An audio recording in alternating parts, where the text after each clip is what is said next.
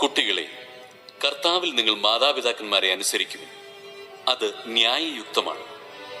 നിങ്ങൾക്ക് നന്മ കൈവരുന്നതിനും ഭൂമിയിൽ ദീർഘകാലം ജീവിക്കുന്നതിനും വേണ്ടി മാതാവിനെയും പിതാവിനെയും ബഹുമാനിക്കുക. വാഗ്ദാനത്തോടു കൂടിയ ആദ്യത്തെ കൽപ്പന ഇതത്രേ: പിതാക്കന്മാരെ, നിങ്ങൾ കുട്ടികളിൽ കോപം ഉളവാക്കരുത്. അവരെ കർത്താവിന്റെ ശിക്ഷണത്തിലും ഉപദേശത്തിലും വളർത്തുവിൻ. ദാസന്മാരെ, നിങ്ങളുടെ ലൗകിക യജമാനന്മാരെ ക്രിസ്തുവിനെ എന്ന പോലെ ഭയത്തോടും ബഹുമാനത്തോടും ആത്മാർത്ഥതയോടും കൂടി അനുസരിക്കണം. മനുഷ്യരെ പ്രീണിപ്പിക്കുന്നവരെ പോലെ അവരുടെ കൺമുമ്പിൽ മാത്രം ഇങ്ങനെ പ്രവർത്തിക്കാതെ പൂർണ്ണ ഹൃദയത്തോടെ ദൈവഹിതം അനുവർത്തിച്ചുകൊണ്ട് ക്രിസ്തുവിന്റെ ദാസന്മാരായിരിക്കുവിൻ. മനുഷ്യന് വേണ്ടിയല്ല, കർത്താവിന് വേണ്ടി എന്ന പോലെ സന്മനസ്സോടെ ശുശ്രൂഷ ചെയ്യണം.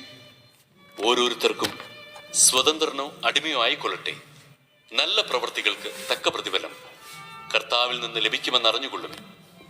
യജമാനന്മാരെ, നിങ്ങളും ഇതേ രീതിയിൽ തന്നെ ദാസന്മാരോട് പെരുമാറുവിൻ. അവരെ ഭീഷണിപ്പെടുത്തരുത്.